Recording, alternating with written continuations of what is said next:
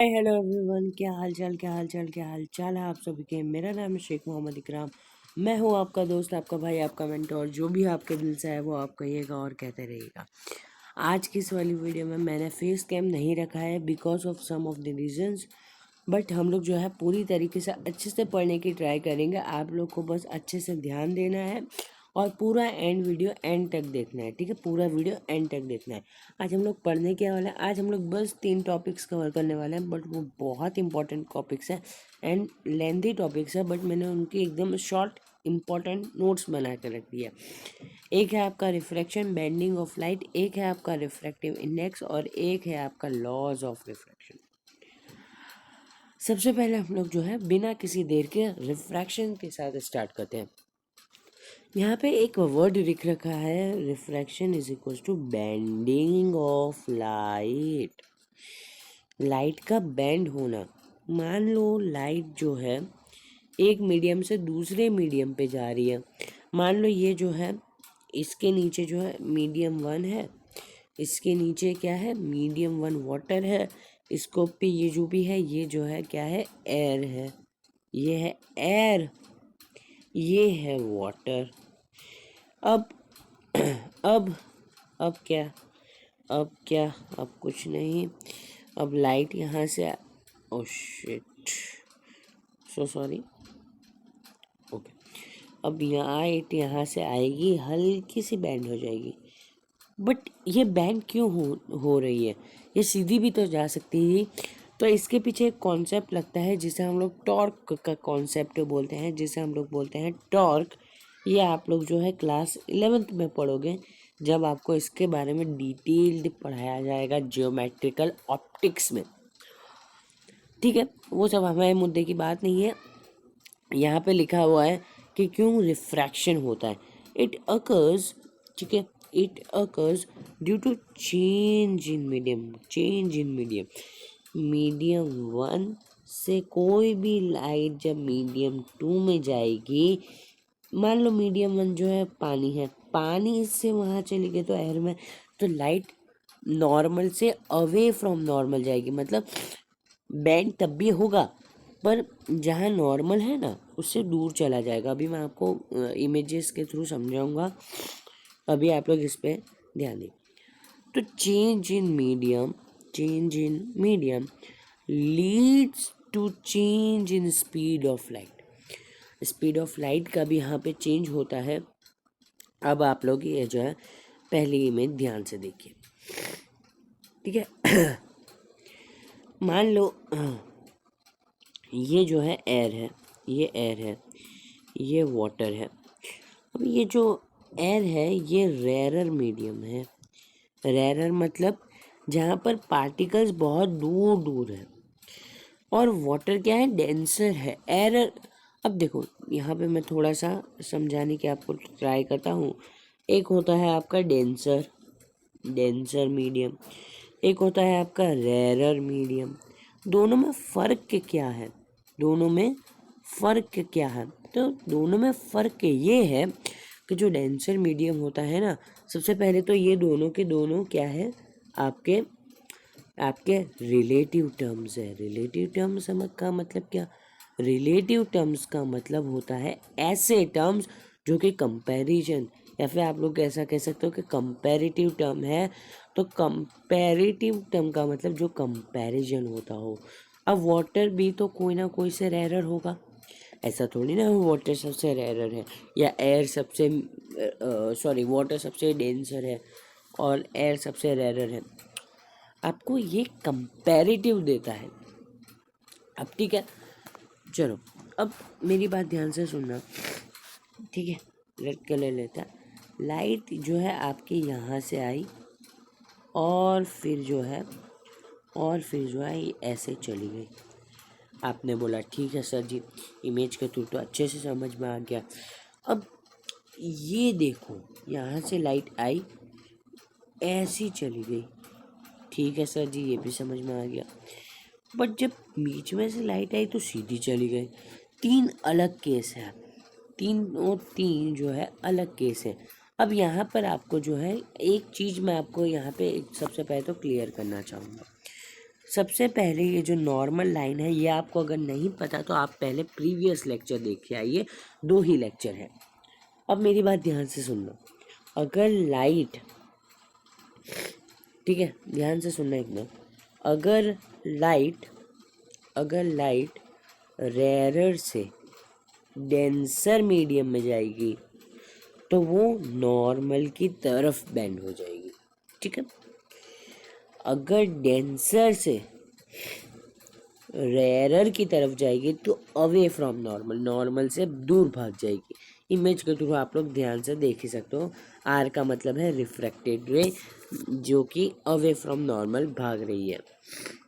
और अगर बीच में गिरेगी, यानी डेंसर मीडियम हो, रेयरर मीडियम हो, कुछ भी हो, अगर लाइट बीच में गिरी, ठीक है, तो ये क्या होगा, बीच में से ही चली जाएगी, ठीक है।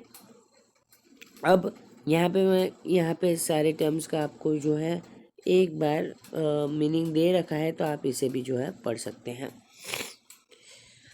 अब हम लोग बात करने जा रहे हैं रिफ्रैक्टिव इंडेक्स की। रिफ्रैक्टिव इंडेक्स भी कंपैरेटिव टर्म है जो कि बताता है कि डेंसिटी पहले मीडियम की दूसरे मीडियम से कितनी है, या फिर दूसरे मीडियम की पहले मीडियम से कितनी है। इसका सिंपल फॉर्मूला होता है N12 is equals to N2 upon N1 is equals to V1 upon V2। ये जो है सबसे पहले तो एक कंपैरेटिव टर्म है। तो N2 का मतलब क्या, एब्सोल्यूट रिफ्रैक्टिव इंडेक्स या फिर refractive index of medium 2 with upon refractive index of medium 1। देखो, रिफ्रैक्टिव इंडेक्स सबसे पहले हालांकि बताना चाहिए ये रिलेटिव रिफ्रैक्टिव इंडेक्स है, ये है एब्सोल्यूट रिफ्रैक्टिव इंडेक्स।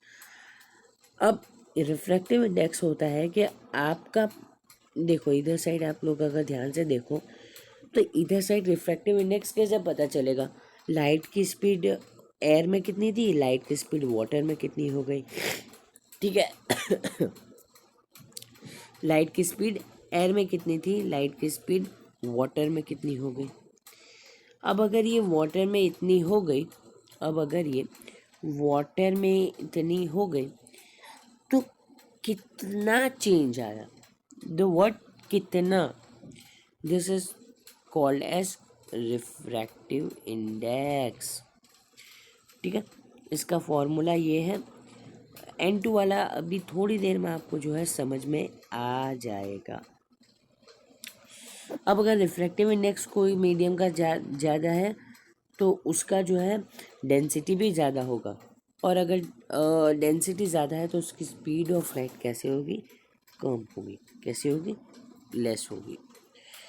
अब मुझे बताओ, अब हम लोग एब्सोल्यूट रिफ्रैक्टिव इंडेक्स की बात कर। अच्छा मुझे बताओ, अगर मैं पहले मीडियम को एयर रख दूँ, ठीक है, मैं पहले ही मीडियम को एयर रख दूँ, तो यहाँ पे जो है वेलोसिटी ऑफ V1 तो ये आ गया, ठीक है, C, और मतलब 3 × 10⁸ मीटर पर सेकेंड। तो जो दूसरा जो आएगा, जो दूसरा आपको पता चलेगा, अगर आप दूसरे की वैल्यू डालोगे तो जो आएगा वो उसका एब्सोल्यूट रिफ्रैक्टिव इंडेक्स मतलब सिर्फ और सिर्फ N1 हो जाएगा। N1 इसे हम लोग लिखेंगे, ठीक है, या फिर अगर मीडियम 2 है उसका नाम तो मीडियम 2, ऐसे कोई भी मीडियम है NX भी आप लोग जो है इसे याद रख सकते। जैसे यहाँ पे N1 आएगा, N of glass, sorry G आएगा, N ऑफ ग्लास इज 1.5 मतलब 3 × 10⁸ मीटर पर सेकेंड से 1.5 गुना कम है इसकी स्पीड, ठीक है।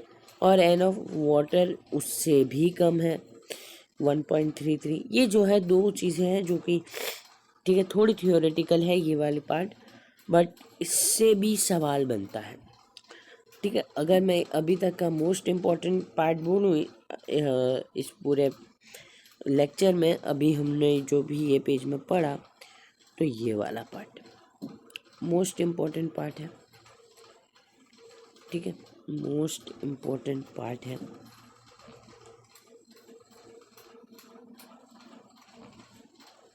ओके,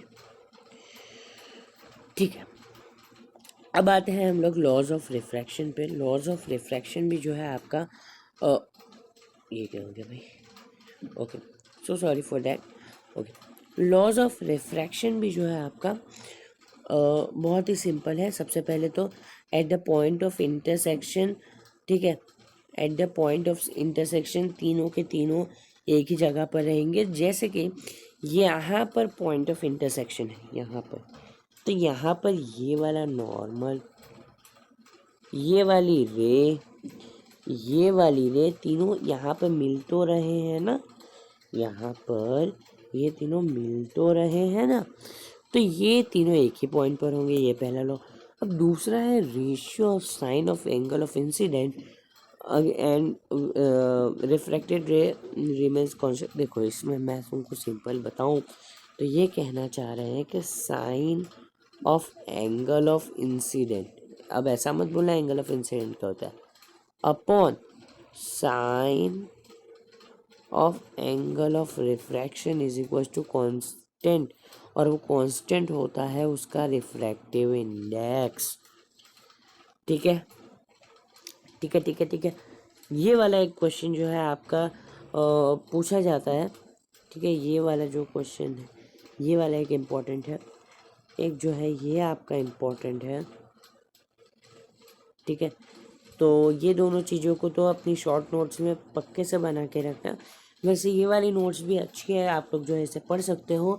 मैं मिलूँगा आपसे किसी और वीडियो में किसी और लेक्चर के साथ, तब तक के लिए टाटा बाय बाय।